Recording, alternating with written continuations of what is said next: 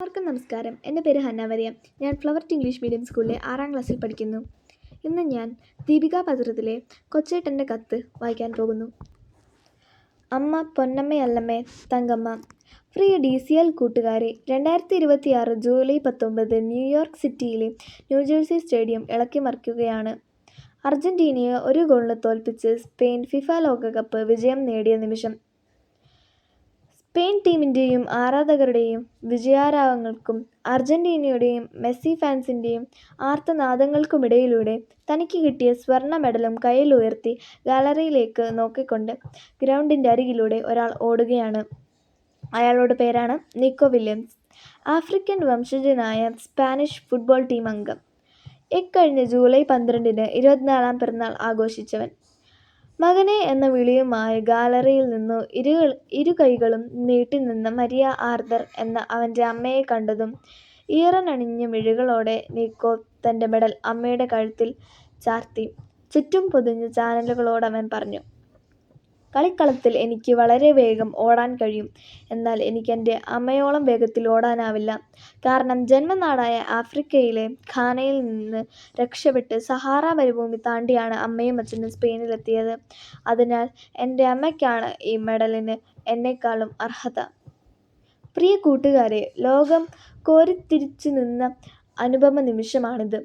നിക്കോ പറഞ്ഞത് സത്യമാണ്. വെറും 3 പതിറ്റാണ്ടുകൾക്ക് മുമ്പ് ആഫ്രിക്കയിലെ ഘാനയിൽ നിന്ന് അഭയാർത്ഥികളായി സഹാറ മരുഭൂമി കാൽനടയായി നടന്ന് സ്പെയിനിലെത്തിയ ഫെലിക്സ് വില്യംസിൻ്റെയും മരിയ ആർതറിൻ്റെയും മക്കളാണ് സ്പെയിൻ നാഷണൽ ഫുട്ബോൾ ടീം അംഗങ്ങളായ ഇനാക്കി വില്യംസും നിക്കോ വില്യംസും.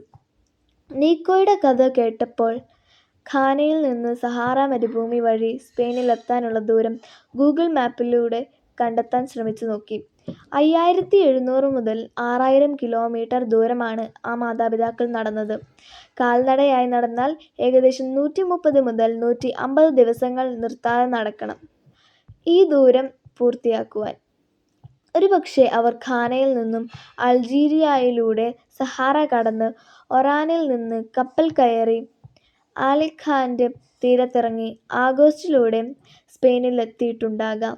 അല്ലെങ്കിൽ വെസ്റ്റ് സഹാറ വഴി നടന്ന് മൊറോക്കോ കടന്ന് ജിബ്രാൾട്ടർ കടലിടുക്കിലൂടെ സ്പെയിനിലെത്തിയിട്ടുണ്ടാകാം. കൂട്ടുകാരെ, നിങ്ങളുടെ ഇന്നലേക്ക് നിങ്ങളുടെ മാതാപിതാക്കൾ നടന്നു തീർത്ത ഇന്നലെകൾ എത്രയെന്ന് എത്ര പേർക്കറിയാം? എൻ്റെ മാതാപിതാക്കളും നിങ്ങളുടെ മാതാപിതാക്കളും ജീവിതത്തിൽ നിരവധി സഹാറ മരുഭൂമി യാത്രകൾ നടത്തിയിട്ടുള്ളവരാണ്. തീർച്ച, ആഫ്രിക്കയിലെ സഹാറ മരുഭൂമിയിൽ പകൽ പലപ്പോഴും 60 ഡിഗ്രിയാണ് ചൂട്. ചുട്ടുപൊള്ളുന്ന മണൽപ്പരപ്പിലൂടെ കോടിയ വിശപ്പും ദാഹവും സഹിച്ച് എത്തിച്ചേരുന്ന കനാൻ നാട്ടിൽ തേനും പാലും ഒഴുകണമെന്ന് ഓരോ കിതപ്പിലും പ്രാർത്ഥിച്ച് വിയർത്തൊലിച്ച് നടന്നത് നിക്കോയുടെ മാതാപിതാക്കൾ മാത്രമല്ല, നമ്മുടെയും മാതാപിതാക്കളാണ്.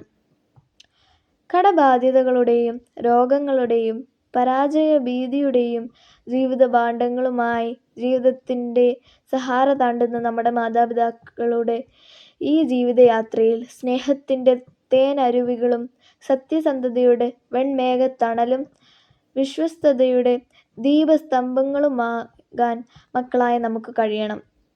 അവരുടെ അധ്വാനത്തിൻ്റെ അളവറിയണം. അവർ നമുക്കായി താണ്ടിയ സഹാറകളുടെ ദൂരമറിയണം.